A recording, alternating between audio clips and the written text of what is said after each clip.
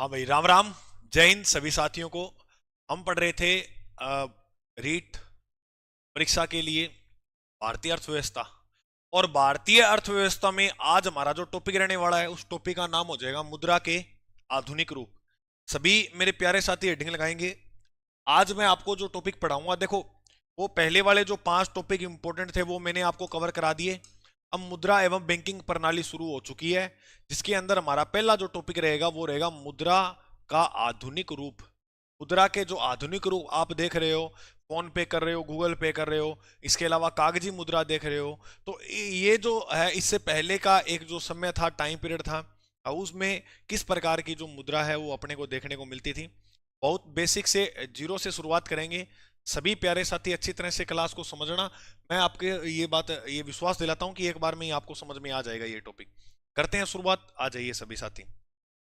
देखो, सबसे पहले आपको जो याद रख लेनी है बात, वो ये रख लेनी है कि जो मुद्रा है उसका विकास कैसे हुआ। अब मुद्रा का जो विकास है वो कैसे हुआ, फिर मैं आपको इसकी परिभाषा वगैरह सब बताऊंगा। एक बार छोटी सी बातें जो है वो आप सुनिएगा।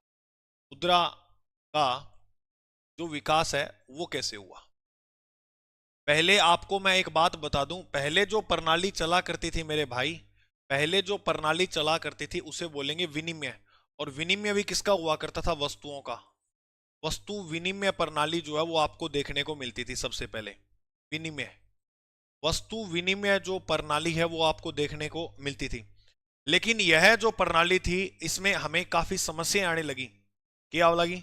बहुत ज्यादा समस्या को सामना करना पड़ो, भी करके इसको हटाया गया। इसको हटाया गया और इसके स्थान पर जो है वो रुपया नामक करेंसी को जो है, रुपया नामक जो है मुद्रा को जो है वो लॉन्च कर दिया। कर दिया नहीं कर दिया? हाँ। तो इसमें आपको याद रखना है विनिमय क्या होता है। विनिमय का मतलब, पहले जब मुद्रा नहीं थी, पहले जब मुद्रा नहीं थी, मुद्रा नहीं थी, नहीं थी तब, तब जो व्यक्ति है वो वस्तुओं का विनिमय किया करते थे, है ना। तब लोग वस्तु विनिमय किया करते थे, लोग वस्तु विनिमय करते थे। क्या करते थे? वस्तु विनिमय करते थे। जैसे मान के चलिएगा मेरे भाई, वस्तु विनिमय करते थे। मेरे पास जो है वो गेहूं है, मेरे पास क्या है? ज्यादा मात्रा में गेहूं। आपके पास मान लेते हैं ज्यादा मात्रा में जूते हैं, बूट हैं, शूज हैं, जो भी मान लो, ठीक है। गुरु जी जूते नहीं, चलो आप ये मानो कि आपके पास किताब है, ठीक है। अब मुझे किताब पढ़नी थी, आपको खाना खाना था, तो मैं क्या करूंगा? मैं करूंगा भाई साहब ये लो आपको गेहूं चाहिए, और आप क्या कहोगे?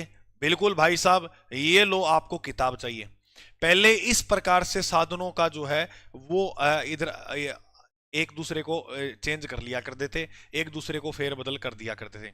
अब आपको उदाहरण के लिए मैं सबसे अच्छी बात बताऊं, आज भी ऐसा कुछ जगह पर हम करते हैं।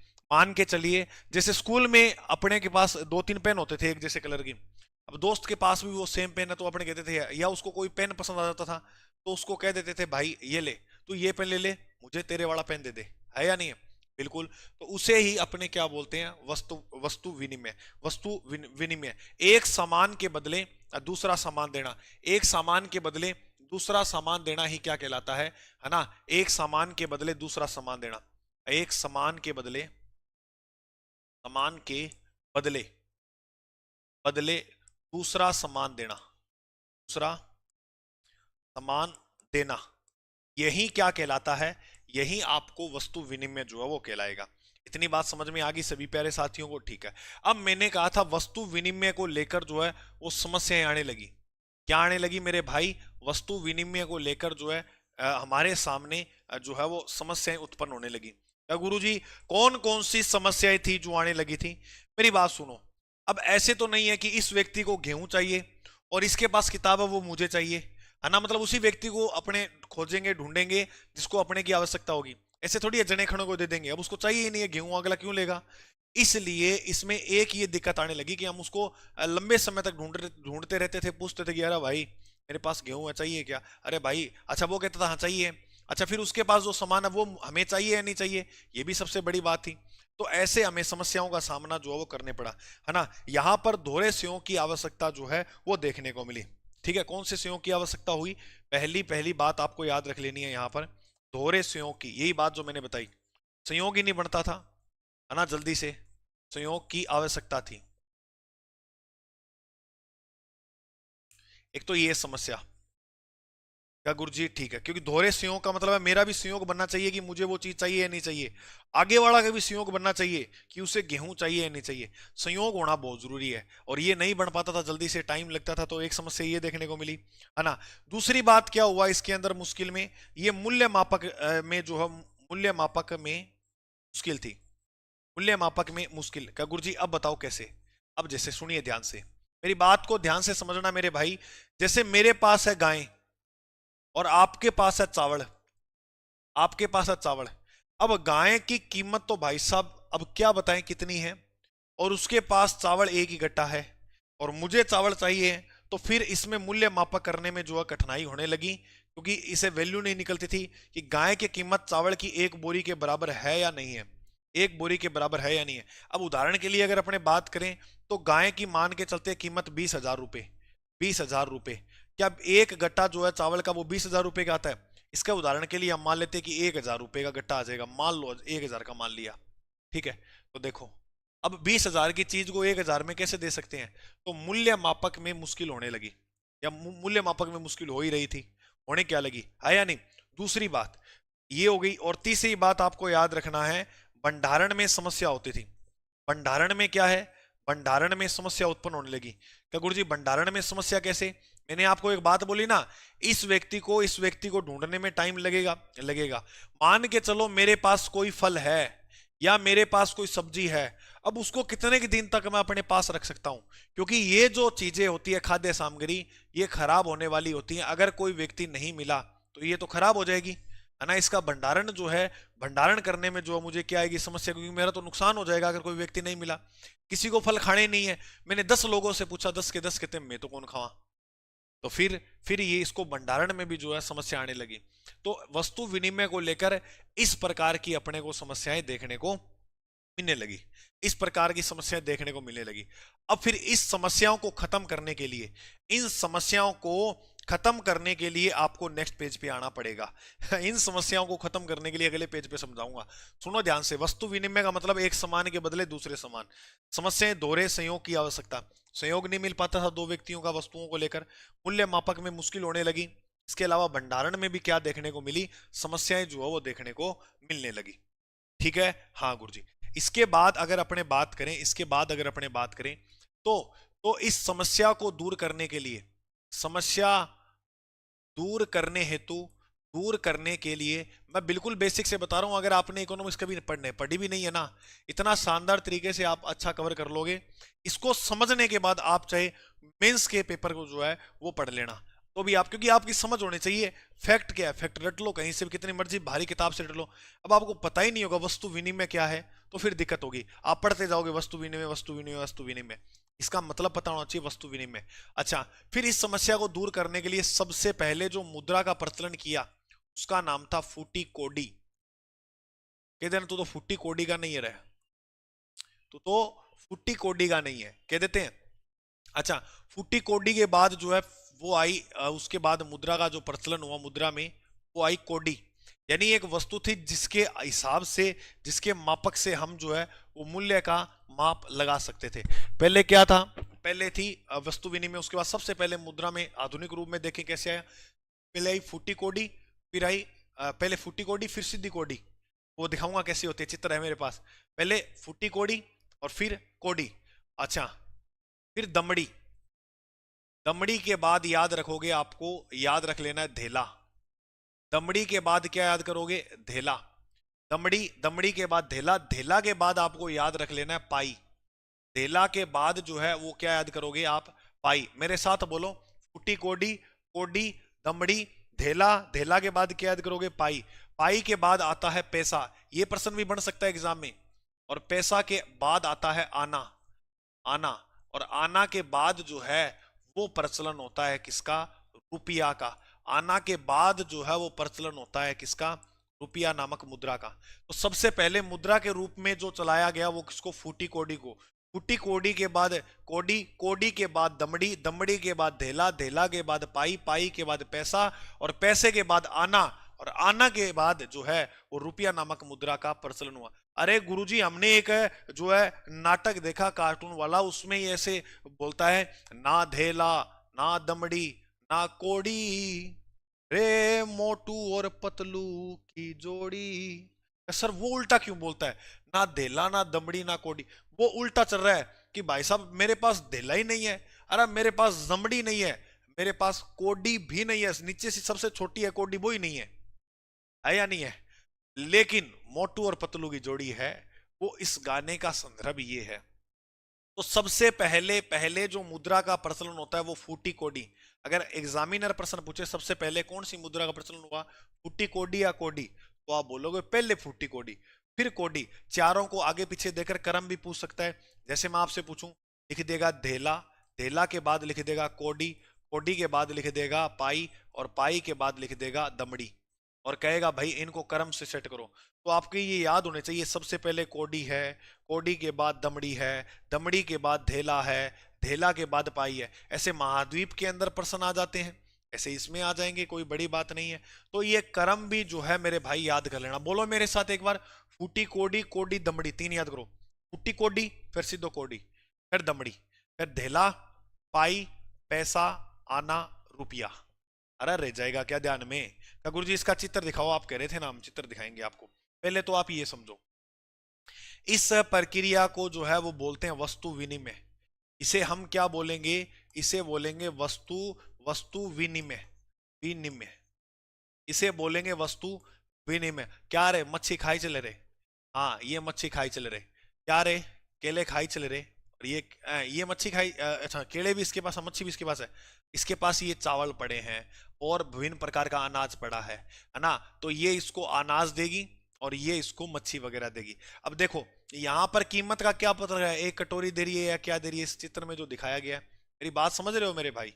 हाँ। अब ये देखो भाई, पता नहीं क्या इसको आभूषण से दे रहा है मैडम को, है, और ये मैडम भी पता नहीं इसको क्या दे रही है। ये अफसोस में इसका मतलब, यार ये तो इसकी छोड़ो, विवाद हो जाएगा ऐसे बोल दूं। चलो ठीक है, वस्तु विनिमय प्रणाली। हाँ चलो आगे, आगे बात करते हैं, आगे बात करते हैं। तो ऐसा होता था धेला, ठीक है, ये था भाई साहब धेला। और थोड़ा सा नीचे चले छोटे, ये थी फूटी कोडी, देख लो भाई, ये फूटी कोडी, ये फूटी कोडी, है ना, और ये कोडी सिद्धो कोडी। देखो फूटी कोडी में बीच में ये दरार आपको दिख रही है, ये सीधी सीधी में नहीं है। अच्छा, फूटी कोडी के बाद याद देखो दमड़ी, ये होती थी दमड़ी, और ये दमड़ी और धेला एक जैसा ही था लगभग, दमड़ी धेला। उसके बाद ये आपको पाई देखने को मिल रही है, ये पैसा देखने को मिल रहा है। और उसके बाद आना वगैरह आपको देखा होगा, ये पैसा रहा 10 पैसे, आया नहीं है? आना तो मैंने भी यूज किया हुआ है, 2005 6 7 8 तक चलता था आना, है ना? आपने भी शायद यूज किया होगा, कई साथियों ने आना तो देखा ही होगा, अठन्नी वगैरह। हाँ गुरुजी। हाँ तो ये फिर इकाई, इकाई जो है इस प्रकार से आपको जो है देखने को मिलती है। समझ में आ गई बात? जी सर। तो ये देखो यहाँ पर ये फूटी कोडी आपको दिख रही है, ये कोडी है, ये दमड़ी है, ये धेला है, ये पाई है, और ये पैसा है ना? ये 10 पैसा है। ये सारे देखो इस प्रकार के पैसे चला करते थे, आया नहीं है?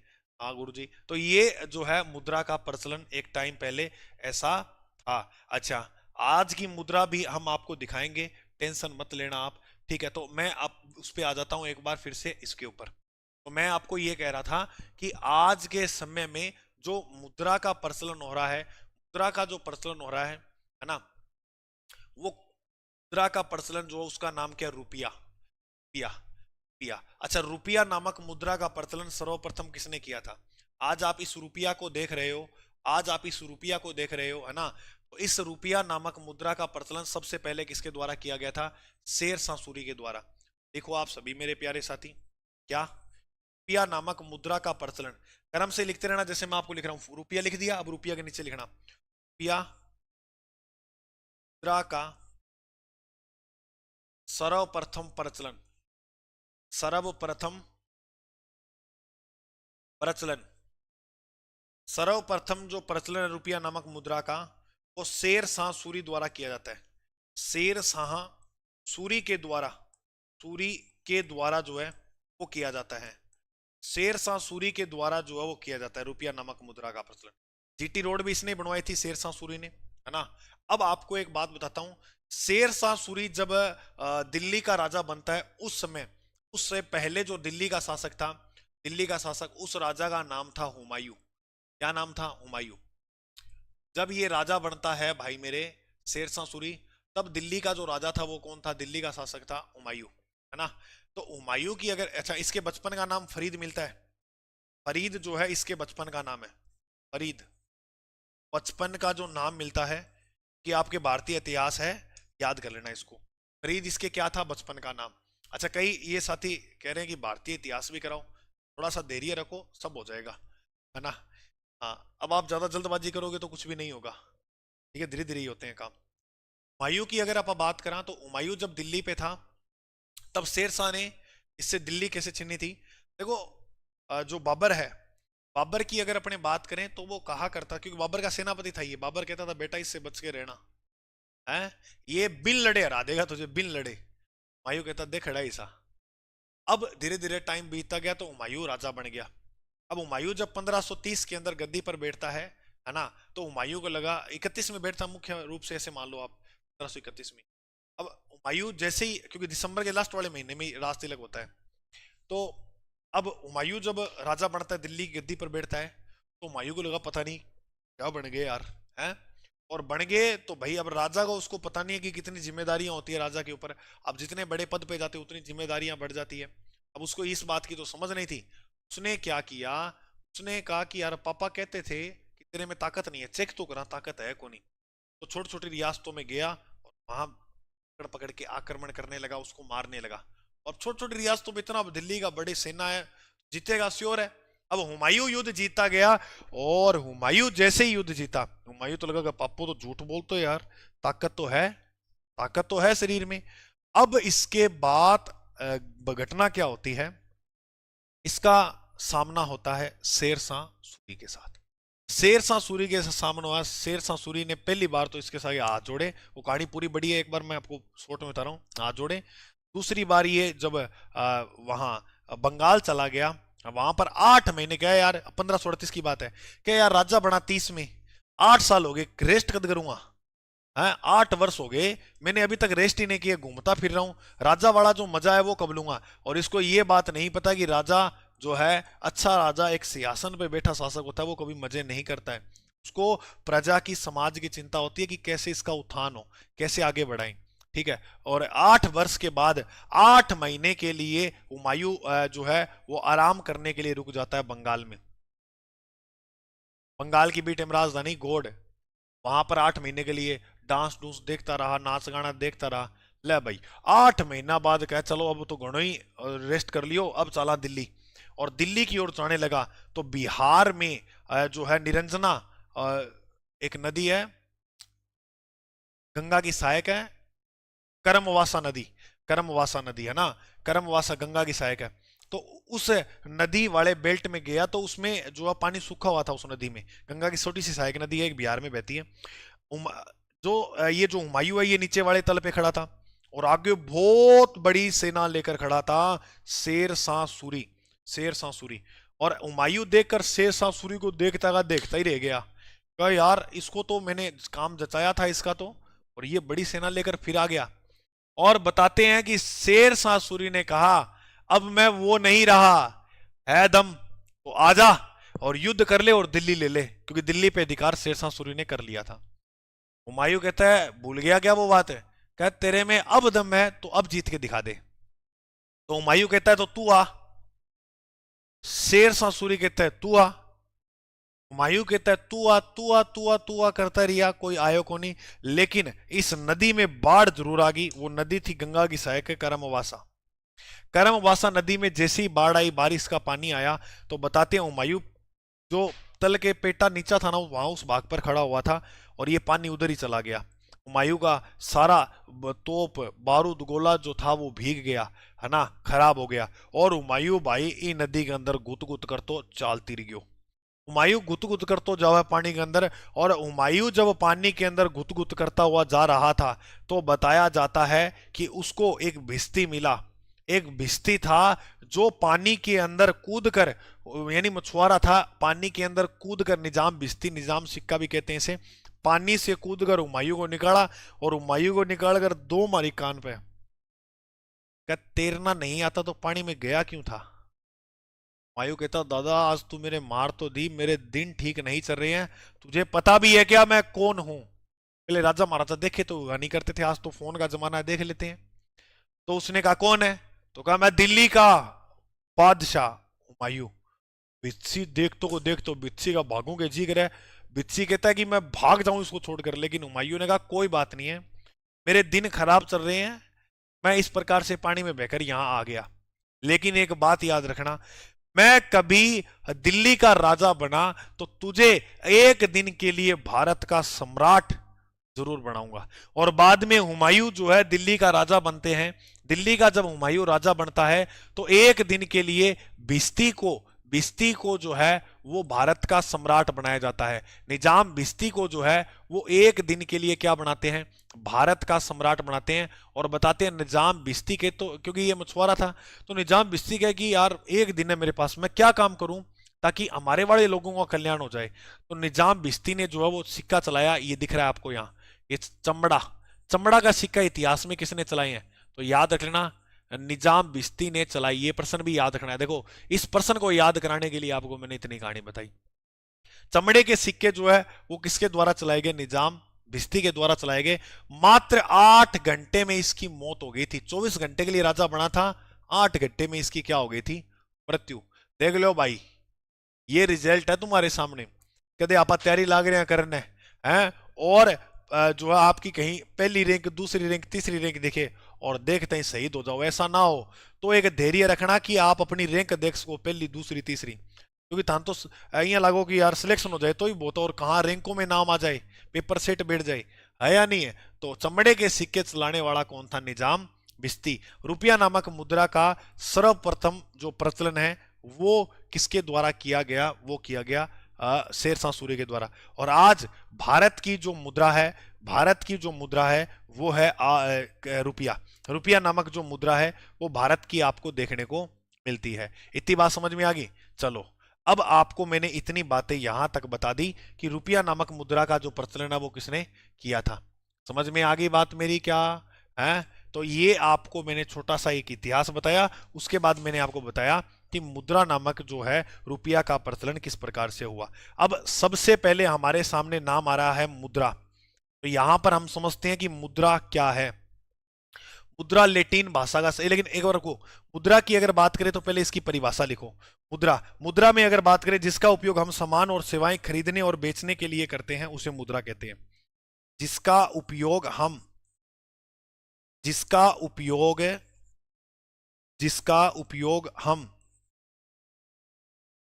ये बात कब लिखनी है गुरुजी? मुद्रा पहले रुपया वाली जानकारी लिख लेना, इस रुपया के बाद वो शेरशाह और चमड़े के सिक्के चलाए वो लिख के बाद उसके बाद लिखना जिसका उपयोग हम सामान खरीदने व सेवाएं, सामान के दो है ना, सामान और सेवाएं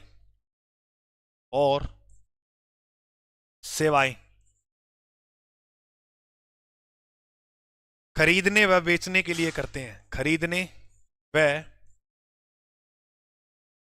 बेचने के लिए करते हैं। बेचने के लिए करते हैं। तो मुद्रा का उपयोग है मेरे भाई वो किसके लिए करते हैं? सामान को और सेवाओं को खरीदने और बेचने के लिए हम जो मुद्रा का यूज करते हैं। अब अलग अलग जो व्यक्ति हैं उन्होंने परिभाषा दी है, ये याद कर लेना आप। अलग अलग व्यक्तियों ने जो है परिभाषा दी है। क्या मार्शल ने जो है इसके बारे में क्या परिभाषा दी है याद कर लेना। मुद्रा वह धुरी है जिसके चारों ओर समस्त अर्थतंत्र यानी अर्थशास्त्र जो है वो चक्कर लगाता है। तो वेरी वेरी सिंपल, यानी कि सिर्फ अब मुद्रा की परिभाषा तो आपको पता लगी कि हम जो एक वस्तु है मुद्रा है उससे हम किसी सामान को खरीद सकते हैं, किसी सेवा को भी हम जो खरीद सकते हैं। सेवा में मतलब आप कोई भी काम करवा सकते हो किसी से, है ना, मुद्रा से, तो वो चीज है। तो मुद्रा वह धुरी है जिसके चारों ओर अर्थ अर्थ चक्कर लगाता है, ये बात बोली मार्शल ने, यानी मार्शल चारों ओर मारता है, ऐसे ऐसे याद रखना, ठीक है। ए मुद्रा वह है जो मुद्रा का कार्य करे। बस देखो कितनी सिंपल परिभाषा दी, मुद्रा का कार्य करे वही क्या है? मुद्रा है। ये बात किसने बोली? ए बाकर ने, है ना। नेप, कोई वस्तु जो राज्य द्वारा मुद्रा घोषित कर दी जाती है उसे ही क्या बोलते हैं, मुद्रा बोलते हैं, है ना। जो राज्य द्वारा मुद्रा घोषित कर दी, जैसे भारत की जो मुद्रा है वो क्या हो जाएगी, रुपया है, अमेरिका की डॉलर है, तो वो जो घोषित की गई है, जापान की येन है, जो घोषित की गई है वही आपको देखने को मिलेगी। मनी, मनी जो है वो मोनेटा शब्द से मिलकर बना है, और मोनेटा जो है वो किस भाषा का है, मोनेटा जो शब्द है वो लेटिन भाषा का है। तो यह कौन सी भाषा के शब्द से इसकी उत्पत्ति हुई है, लेटिन भाषा के, ये प्रश्न याद कर लेना। मनी जो शब्द है वो कौन सी भाषा का, लेटिन, लेटिन भाषा में इसे क्या बोलते हैं, मोनेटा। सर इसका नाम जो मोनेटा ही क्यों रखा गया, रोम की देवी है जिसका नाम है जूनो, तो जूनो को मोनेटा भी कहते हैं, ठीक है, उसके कारण इसका नाम पड़ा है ना। तो ये रोम का दिया हुआ शब्द है मोनेटा, है ना। तो रोम की देवी जूनो को कहते हैं, रोम की जो देवी है उसका नाम क्या है, जूनो, जूनो को जो है वो मोनेटो भी कहते हैं। तो इसलिए इसका नाम जो है, इस मनी का नाम जो है, मनी जो नाम आया है वो लेटिन भाषा से आया है, मोनेटो सबसे, क्योंकि मोनेटो किसका नाम है, रोम की देवी का नाम है। समझ में आया, जूनो का नाम है मोनेटो, समझ में आ गया क्या, है ना। तो ये बात याद रख लेना, रोम की देवी जूनो का प्राचीन नाम क्या था, मोनेटा। तो मोनेटा लेटिन भाषा से इसकी जो है वो उत्पत्ति हुई है। अच्छा, अब अगर हम बात करें मनी या मुद्रा के आधुनिक रूप की, ये तो ओल्ड बता दिए, आधुनिक रूप के अंदर हम जो मिट्टी इस मुद्रा को जो देखते हैं, आधुनिक जो रूप देखते हैं, वो किस किस प्रकार से जो है वो इसका देखते हैं। देखो पहले तो आपको मैं बताता हूं कि ये जो मुद्रा है उसको जारी कौन करता है, फिर मैं चर्चा करूंगा आधुनिक रूप की। एक बार आधुनिक रूप को स्टॉप करते हुए हेडिंग मत लगा लेना, पहले अपने इसके बारे में जानकारी लेते हैं, पहले इसके बारे में जो है वो जानकारी लेते हैं। चलिए आ जाइए आगे सभी प्यारे साथी। देखो भारत की जो करेंसी है उसका नाम हो जाएगा मुद्रा, भारत की करेंसी, भारत की करेंसी जो है उसका नाम हो जाएगा रुपया, या भारत की जो मुद्रा है उसका नाम क्या है, रुपया, है ना, रुपया। भारत की जो करेंसी है वो रुपया है, रुपया। इस रुपया को जारी कौन करता है, इस रुपया को आरबीआई द्वारा जारी किया जाता है, आरबीआई द्वारा जारी किया जाता है। आरबीआई का मतलब होता है रिजर्व बैंक ऑफ इंडिया, जारी किया जाता है। ये एक के पास ही अधिकार है, सेंट्रल बैंक है, सभी बैंकों का बाप है, जिसका नाम है क्या, आरबीआई द्वारा जारी किया जाता है।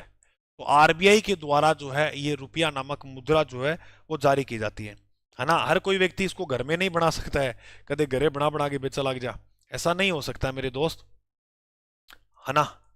हाँ, तो अब आपको क्या बात याद रखनी है कि भारत की जो करेंसी है वो रुपया है, और रुपया को जारी कौन करता है, आरबीआई। चलो आरबीआई के बारे में अगर बात करें तो आरबीआई की जो स्थापना है वो जो है आरबीआई एक्ट, आरबीआई अधिनियम 1934 के तहत हुई थी। एक तो ये प्रश्न याद रखना, किस अधिनियम के तहत हुई, ये प्रश्न आ जाता है, अधिनियम 1934 के तहत जो इस आरबीआई का गठन होता है, आरबीआई का अधिनियम तो था 1934 का।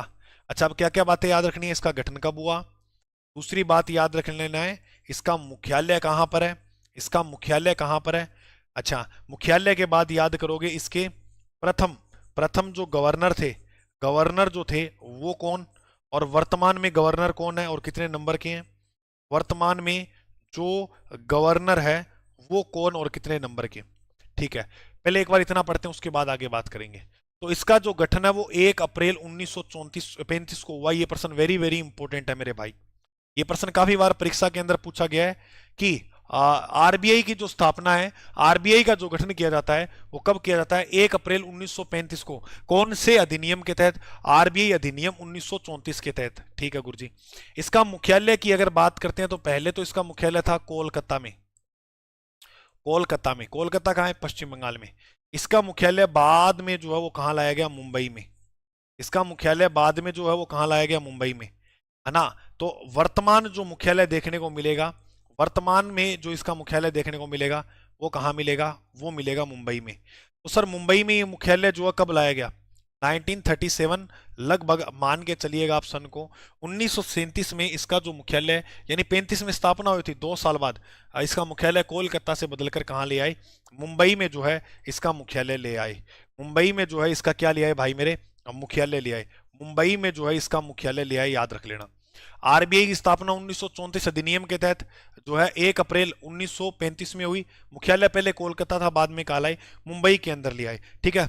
अच्छा, इसके बाद इसके प्रथम गवर्नर जो है उसका नाम हो जाएगा सर ऑसबॉर्न। सर ऑसबॉर्न जो है इसका क्या हो जाएगा भाई, पहला गवर्नर। और वर्तमान में जो है उनका नाम हो जाएगा संजय मल्होत्रा जी। संजय मल्होत्रा जो है वो हो जाएंगे। संजय मल्होत्रा 26वें नंबर के जो है 26वें जो है इसके क्या हो जाएंगे, गवर्नर हो जाएंगे। 1990 बैच के जो है वो ये आईएएस अधिकारी हैं, है ना। 1990 बैच के जो आईएएस अधिकारी आपको देखने को मिलेंगे संजय मल्होत्रा, याद रख लेना, वर्तमान के अंदर ये हो जाएंगे, ठीक है सर। अब अगर बात करें तो आरबीआई का जो प्रतीक माना जाता है, प्रतीक किसको मानते हैं, प्रतीक का मतलब है ये निशान, ये आपको दिख रहा है, एक तो बाघ है। अच्छा, वो वृक्ष जो आपको दिख रहा है वो किसका है, ये बताओ आप सभी साथी, बताओ जल्दी से। जो आपको वृक्ष दिख रहा है वो किसका है, तो बाघ व खजूर, बाघ व खजूर। खजूर जो है यहां पर आपको दिख रहा है, बाघ और खजूर जो है यहां पर दिख रहा है। तो इसका लोगो माने, लोगो पूछे या प्रतीक चिन्ह पूछे तो बाघ और खजूर। अच्छा सर, बैंकों का राष्ट्रीयकरण किया गया, बिल्कुल किया गया। तो आरबीआई का राष्ट्रीयकरण कब हुआ, वेरी इंपॉर्टेंट प्रश्न है।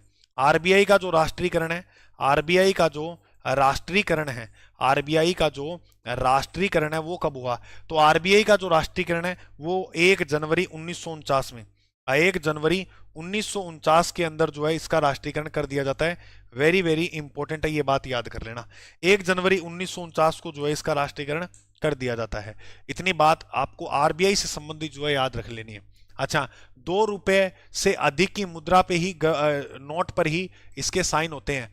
2 रुपए से चाहे आप 2000 तक की बात कर लो, ठीक है। अब 2000 का तो बंद हो गया, बता रहा हूं मैं, कितनी बड़ी नोट आएंगे उस पे आरबीआई के गवर्नर के हस्ताक्षर होते हैं।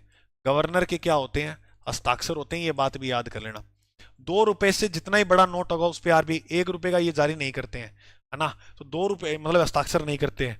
2 रुपए के बाद वाले जितने भी नोट है, 2 रुपए याद रखना, 2 के बाद वाले जितने नोट है उसके ऊपर हस्ताक्षर किसके होते हैं, गवर्नर के, गवर्नर के जो हस्ताक्षर होते हैं। बताओ, इतनी बात समझ में आ गई क्या आप सभी प्यारे साथियों को। तो मुद्रा जो भारत की है, वो करेंसी जो है उसका नाम क्या है, रुपया। रुपया नामक को जारी कौन करता है, आरबीआई। आरबीआई की स्थापना 1934 अधिनियम के तहत 1 अप्रैल 1935 में हुई। इसका मुख्यालय कोलकाता में, वर्तमान में मुंबई में आ गया। पहला जो इसका गवर्नर था ऑसबॉर्न था, क्या नाम था, ऑसबॉर्न, जो इसका ऑसबॉर्न स्मिथ नाम था पूरा।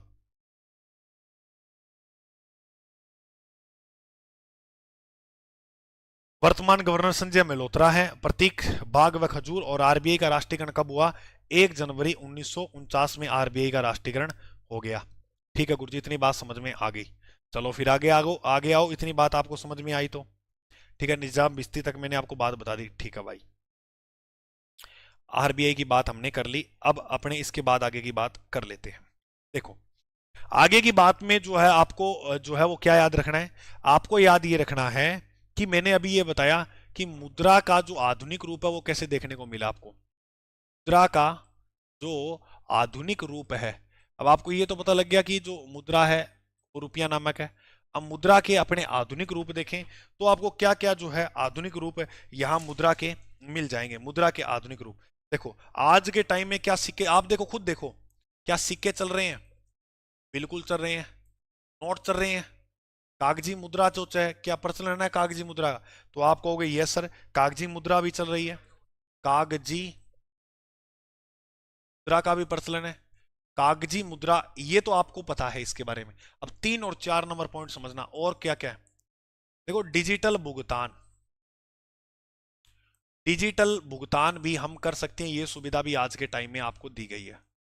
डिजिटल भुगतान ऑनलाइन, यानी ये अगर अपने देखें तो जो एप्लीकेशन काफी आते हैं, फोन पे, गूगल पे, पेटीएम, है ना, नेट बैंकिंग।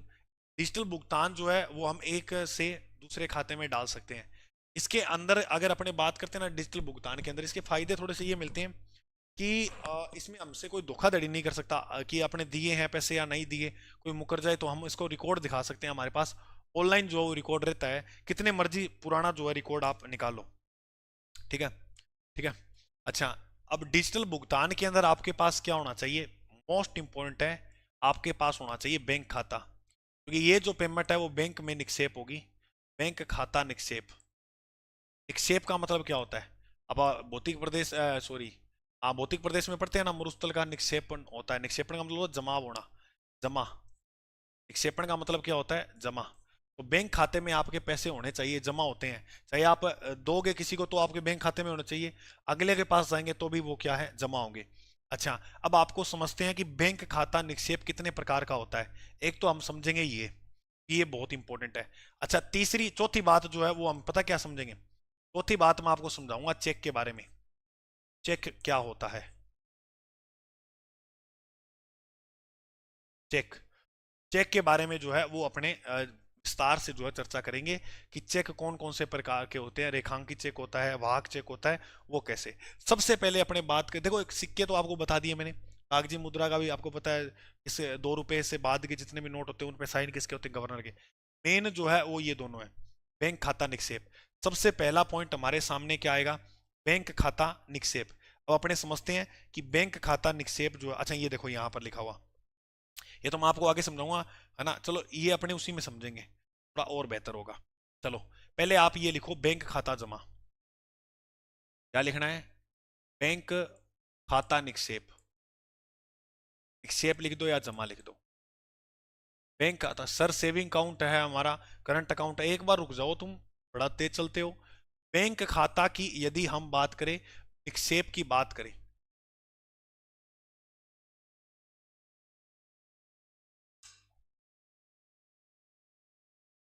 निक्षेप, बैंक खाता निक्षेप की बात करें या बैंकों में निक्षेप की बात करें, बैंकों में जमा ही कर लो, खाता में क्या करोगे, बैंक में निक्षेप लिख लो, ठीक, बैंक में जमा लिख लो या निक्षेप। अच्छा, कितने प्रकार से होता है, 2 प्रकार से। बैंक में जो निक्षेप होगा, वो कितने प्रकार का होता है मेरे भाई, याद रख लेना, बैंक में जो निक्षेप होगा वो कितने प्रकार का होगा, 2 प्रकार का। एक होती है अवधि जमा, अवधि जमा, अवधि जमा क्या होती है, ये फिक्स समय के लिए करवाई जाती है बैंकों के अंदर जमा, 3 साल, 4 साल, 5 साल। और एक होती है मांग जमा, ये मांग के हिसाब से आप इसको निकलवा भी सकते हो। एक कौन सी जमा होती है, मांग जमा, ठीक है, इसको मांग के हिसाब से निकलवा लेते हैं। अच्छा, अब बताओ सर अवधि जमा क्या होती है। अवधि जमा की बात करें, जैसे आप करवाते हो एफडी, क्या करवाते हो, मान लो आपने क्या करवाई भाई मेरे, एफडी, इसलिए इसे एफडी के नाम से भी जाना जाता है ना, एफडी के नाम से भी जानते हैं। इसको किसके नाम से जानते हैं, एफडी के। यहां पर जो सीमा होती है, समय होता है, वो तय होता है, ठीक है, आ, लिख लेना। इसमें आप तय समय के लिए, समय के लिए बैंकों में पैसा जमा करवाते हैं, तय समय के लिए, जैसे 2 साल, 3 वर्ष या 5 वर्ष, ऐसे समय के लिए करवाया जाता है कि भाई मैं 3 साल के लिए एफडी करवा रहा हूं, 2 साल के लिए, 3 साल 5 साल बाद आपको जो है वो सारे के सारे पैसे मिल जाएंगे, है ना। इनको निकालना इतना आसान नहीं होता है, लेकिन इसमें आपको ब्याज खूब मिलता है, इसके अंदर ब्याज जो है वो अधिक मिलता है। कैसे, इसमें ब्याज की जो दर है वो अधिक हो रही है, इसमें ये फायदा है, क्योंकि आप बीच में बोल नहीं सकते कि मुझे इतने चाहिए उतने चाहिए, इसमें ब्याज की दर अधिक होती है, या अपन लिख सकते हैं इसमें ब्याज की दर जो है वो ज्यादा होती है। लास्ट और अंतिम बात, आपने जितने समय के लिए एफडी करवाई है, समय से पहले इस पैसे को नहीं निकाल सकते हो। जो समय के लिए आपने एफडी कराई है उस समय से पहले आप इस पैसे को नहीं निकलवा सकते हो।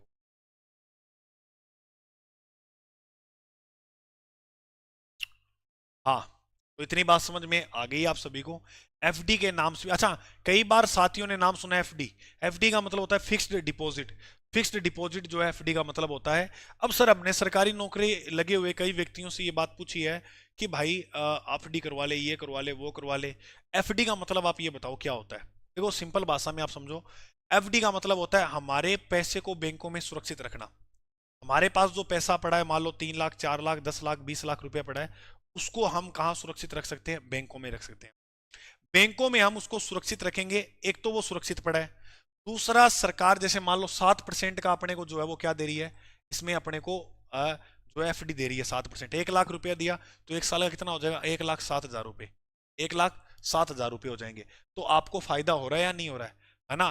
प्रत्येक 1 लाख पे 7,000 मिल रहा है, और 20 लाख होंगे तो 1 लाख जो है लगभग 40,000 के आसपास मिलेंगे क्या? तो 1 साल का इतना पैसा मिलेगा आपको। मिलेगा या नहीं मिलेगा? बिल्कुल मिलेगा। तो मेरे कहने का मतलब है एफडी के नाम से, एफडी का मतलब होता है आपका जो बैंक में रुपया सुरक्षित होगा, प्लस सरकार लोन देगी आपको, सरकार जो है वो उसका पैसा देगी, ब्याज देगी आपको, देगी। अच्छा, इससे ब्याज की दर अधिक होती है। अब आपको फिक्स समय के लिए आपने रखा है वो कि 3 साल 5 साल के लिए, तो फिर उसके हिसाब से आपको सरकार जो है वो पैसा देगी। लेकिन इसमें ये लिखा है इस समय से पहले इसको नहीं निकलवा सकते। मान लो बहुत ज्यादा अर्जेंट आवश्यकता होगी कि आपको 10 लाख चाहिए, तो क्या वो नहीं देंगे आपको? फिर आप लोन लेते फिरोगे? नहीं देंगे। वो आपको दे सकते हैं, ऐसे नहीं कि देंगे ही नहीं। आप वो कहेंगे भाई 5 साल से पहले आना ही मत, लेकिन उसकी ब्याज दरें बाद में क्या हो जाती है? कम हो जाती है ना? इसलिए वो समय तक ही रखवाया जाता है, 3 साल 5 साल। ठीक है, तो एफडी का मतलब ये मानो कि सुरक्षित पैसा बैंकों में हमारा जमा पड़ा है, उस पर हमें सरकार जो है वो ब्याज दे रही है, वही क्या है? एफडी है ना? ठीक है। अब मांग जमा, ये अपला खाता हुआ है, ये अपने वाले खाते होते हैं। कौन से? मांग जमा। मांग जमा अपने खाते हैं। यह वह पैसा है जिसे आप तब चाहो जब बैंक से निकलवा सकते हो।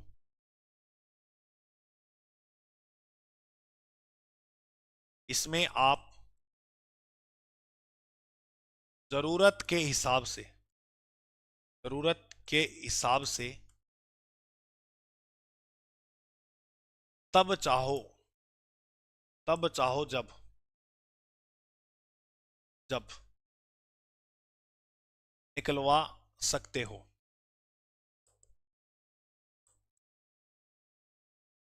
ये पैसा आप जब चाहो तब निकलवा लो, लेकिन इसमें ब्याज दर जो है वो अधिक नहीं होती है। ब्याज की दर जो है वो अधिक नहीं होती है, पहली बात। दूसरी, इसमें कोई समय सीमा नहीं है। इसमें ऐसे समय सीमा को तय नहीं कर दिया जाएगा कि 5 साल के लिए, 3 साल के लिए पड़े रहेंगे। इसमें ब्याज की दर अधिक नहीं कम होती है, उसमें समय से पहले इस पैसे को नहीं निकाल सकते। इसको आप जो है तब चाहो जब इस पैसे को आप निकलवा सकते हो, निकलवा सकते हो। हाँ हाँ। अब सुनो, अब इसकी बात करें तो इसके जो है आपको उपनाम देखने को मिलेंगे। एक तरह से आपको इसके जो है वो क्या देखने को मिलेंगे, इधर लिख दे रहा हूं, उपनाम। उपनाम में 2 काउंट देखने को मिलते हैं इस जमा के अंदर। एक होता है सेविंग अकाउंट,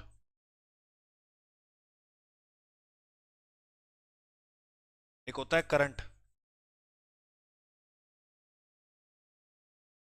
एक होता है करंट अकाउंट। एक सेविंग खाता होता है, बचत खाता होता है, और एक जो है वो करंट खाता होता है ना, करंट अकाउंट, बिल्कुल। अच्छा, अब देखो इसमें अंतर क्या होता है सेविंग अकाउंट और करंट अकाउंट में। देखो सेविंग अकाउंट हम जैसे लोग जो है अपने सामान्य देखते हैं, खिलवाते हैं। इसके ऊपर जो है ब्याज भी मिलता है आपको, ब्याज मिलता है, कम मिलता है लेकिन मिलता जरूर है ना? और करंट अकाउंट होता है ना, इसके अंदर ब्याज नहीं मिलता है। ब्याज नहीं, दुकानदार वगैरह के पास देखते हैं ना, वो कहते हैं ना हमारा करंट खाता है, तो ऐसे मान लेना बेचारे उनके पास ब्याज नहीं मिलता है उनको। ठीक है, करंट खाता होता है उनको। अच्छा अच्छा, अब ये जो पैसा है, मैंने कहा ना जरूरत के हिसाब से तब चाहो जब निकलवा सकते हो। अच्छा, ये पैसा जो है वो अपने चेक के माध्यम से भी निकलवा सकते हैं, इसके माध्यम से निकलवा सकते हैं, चेक के माध्यम से ये पैसा जो है वो निकलवा सकते हैं। अब यहां पर एक शब्द आया हमारे सामने, क्या? चेक। जो अगला बैंक में निक्षेप के बाद अगला जो शब्द था चेक, अब उसको समझेंगे चेक क्या होता है। ये समझ में है कि अवधि जमा और मांग जमा क्या होती है, एक बार फिर समझो। अवधि जमा एफडी के नाम से भी जाना जाता है। इसमें आप तय सीमा के लिए बैंकों में पैसा जमा करवाते हैं, 2 साल, 3 साल, 5 साल।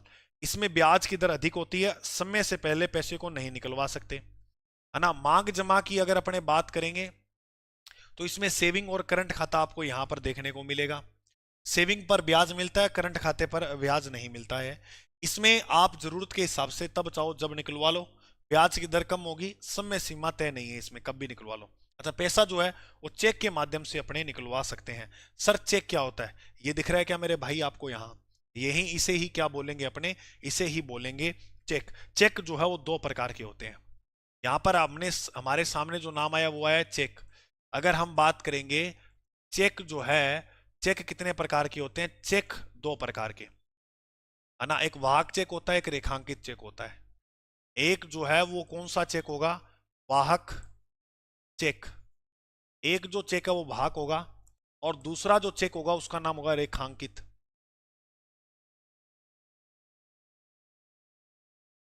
अब आपको पीपीटी पे पढ़ाए तो आपको गुरुजी मजा नहीं आता, इसमें टाइम लगता है टॉपिक में, जैसे अपने लिखते हैं ना। लेकिन ये है मेरे भाई, टाइम लगेगा, ऐसे है कि जो ये टॉपिक अपने मान के चलो 30-40 क्लास में एक कोर्स होने वाला है, इसकी 50 क्लासें हो सकती है ज्यादा से ज्यादा। लेकिन आप ऐसे खुद नोट्स बनाओगे, ऐसे पढ़ोगे ना मेरे भाई, आपको 1% भी गलत नहीं होगा। अब कई साथियों का कमेंट आता है, मैं आपके हर कमेंट देखता हूँ, इसके नीचे आप करते हो कि सर इसके अलावा हम और पढ़े या ना पढ़े। अब मैं तो भाई देखो, कम से कम आपको 3 किताबों का जो कंटेंट है वो यहाँ पर दे रहा हूँ। अब आपके पास कोई किताब हो गई है ना, वो आप मिला के देख लेना। अब मैं तो आपको 3 किताबें पढ़ रहा हूँ, अगर फिर भी आपका मन नहीं भर रहा है कि हमें और पढ़ना है तो आप पढ़ सकते हो। मैं आपको रोक नहीं रहा हूँ कि बस आप इतना नहीं पढ़ोगे, और ना मैं कभी आपको रोकूंगा, ठीक है। पढ़ाई है कहीं से भी कितनी भी करो, ठीक है। लेकिन मेरा ये मानना होता है कि अगर आप कोई एक भर्ती को लेके एक बार पर्टिकुलर तैयारी कर रहे हो ना, उसमें सीमित समय है, तो जो करवाया जा रहा है ना उसको पढ़ लिया करो, जो करवाया जा रहा है उसमें पढ़ लिया। अब सोचो हम आपको चेक को लेकर इतनी बातें बता रहे हैं, सोच के देखो कि आपको कम थोड़ी करवा रहे हैं, आपको कम थोड़ी करवा रहे हैं। लेकिन फिर भी आपके मन में एक ये जो है वो डाउट रहता ही है कि गुरुजी आप हमें, हाँ, तो वो चीज है, ऐसा नहीं होना चाहिए। अच्छा, वाहक, देखो जिसके हाथ में चेक हो वह वाहक होता है। जिसके हाथ में चेक हो, जिसके हाथ में, हाथ में क्या हो, चेक हो, जिसके हाथ में क्या हो, चेक हो, वह बैंक जाकर पैसा निकलवा सकता है। बैंक जाकर पैसा निकलवा सकता है, निकलवा सकता है। लेकिन इससे नुकसान एक देखने को मिलता है। मान के चलो अगर वो चेक हम लेके जा रहे हैं और बाइक से कहीं रास्ते में गिर जाए या कहीं भी, तो वो चेक मान लो 2 लाख रुपए का है, किसी व्यक्ति के हाथ लग गया, तो वो तो जाएगा कहां पर, बैंक में, और जाकर वाहक, वाहक होगा ना वो, जिसके हाथ में चेक होगा वो तो उसे देंगे पैसे। चाहे बाद में वो मालिक कुछ ही बोले, नहीं मानेंगे, ये मेरा चेक था, ये था, वो था। अच्छा, वो पैसे ले जाएगा, उसके बाद उसकी पहचान और नहीं है, पैसा कौन ले गया, ठीक है। ये तो बात होती है किसमें, भाग चेक में, कि उसकी इतनी ज्यादा डिटेल लेते नहीं है। लेकिन रेखांकित चेक के अंदर बात करें तो इसमें खाते तो खाते पैसा जाता है। जैसे ये मेरा अकाउंट है, मेरे अकाउंट से आपके अकाउंट में पैसा जाएगा, तो इसमें जानकारी होती है, पारदर्शिता होती है, किसके अकाउंट से किसके अकाउंट में पैसा गया है।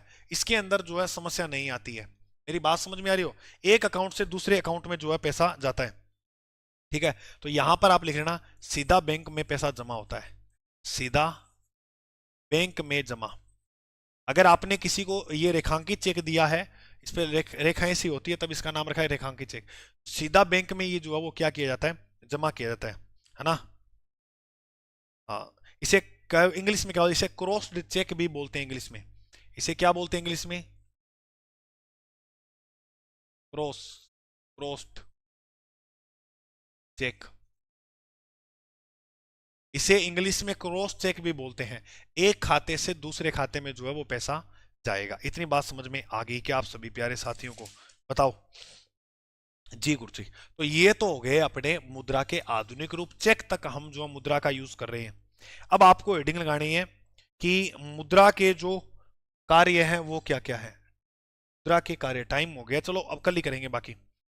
मुद्रा के कार्य, पहले मैं आपको क्या पढ़ाऊंगा, मुद्रा के कार्य। उसके बाद इसके बाद जो दूसरा पॉइंट पढ़ाऊंगा वो मुद्रा के प्रकार बताऊंगा। ये जो मुद्रा का आधुनिक रूप है ना, इसमें बस यही प्रश्न आते हैं इसमें से ही। तो ये हम जो है इसके बारे में दो बातें और जानेंगे। आगे भी ये टॉपिक खत्म नहीं हुआ, आगे और पढ़ा है। मुद्रा के कार्य देखेंगे, उसके बाद मुद्रा के अपने प्रकार देखेंगे। ठीक है, मुद्रा के क्या क्या काम है वो देखेंगे, और मुद्रा के जो प्रकार है उसकी बात करेंगे। चलिए, ये सारे है ना, ये मुद्रा के प्रकार ही है। ठीक है, कौन कौन से ये अपने शेयर मार्केट, कोई आभूषण बेच देते हैं, क्रेडिट कार्ड, डेबिट कार्ड, ये पड़ा तो पैसा पैसा करती है, ये गोल्ड है, सिल्वर है, चांदी है, सब आपको यहाँ पर देखने को मिलेंगे। ठीक है मेरे भाई, इसकी चर्चा अपने करेंगे अगली क्लास में। तो बताओ, इतनी क्लास आपको कैसी लगी है मेरे भाई? क्लास आपको अच्छी लगी, समझ में आई? बताओ है तो बिल्कुल। चलो मिलते हैं अपने अगली क्लास के अंदर, है ना। अब आपको मिल जाएंगी क्लास से, टेंशन मत लेना। ओके, कंटिन्यूटी के साथ अपनी क्लासेस जो है वो आ जाएंगी। थोड़ा किताब पे काम चल रहा है मेरे भाई, बहुत टाइम लग रहा है। ठीक है, और अपने राजस्थान भूगोल की किताब लिख रहे हैं। अब मेरे को खुद फील हो रहा है कि भाई साहब एक एक जो है गलतियां ना हो, एक मात्रा की भी गलती ना हो। वो तो बहुत दूर की बात है, एक लाइन गलत हो जाए, बहुत दूर की बात है। एक मात्रा की भी गलती ना हो, इससे सब बातों का ध्यान रखना पड़ता है, टाइम लगता है। कौन सा कंटेंट जैसे मैं क्लास में करवाता हूँ, है ना, कैसे अब बच्चों को जो समझ में आएगा आसान भाषा में, क्योंकि मैं चाहता हूं कि जितना आसान हो सकते, जितना आसान, बिल्कुल सरल भाषा में जो है समझ में आ जाए, उस प्रकार से जो तैयार करने जा रहा हूँ राजस्थान भूगोल की किताब। ठीक है, और आप तक जल्दी ही वो पहुंच जाएगी, है ना। कोई भी आप तैयारी करें, राजस्थान वनडे एग्जाम की वो किताब सफिशिएंट है। उसके अलावा चाहे आप कोई पढ़ो चाहे ना पढ़ो, एक ही बात होगी, वो पढ़ लेना पर्याप्त है। ठीक है मेरे दोस्तों, मिलते हैं अपने अगली क्लास में। अभी के लिए सभी प्यारे साथियों को जय हिंद, जय भारत।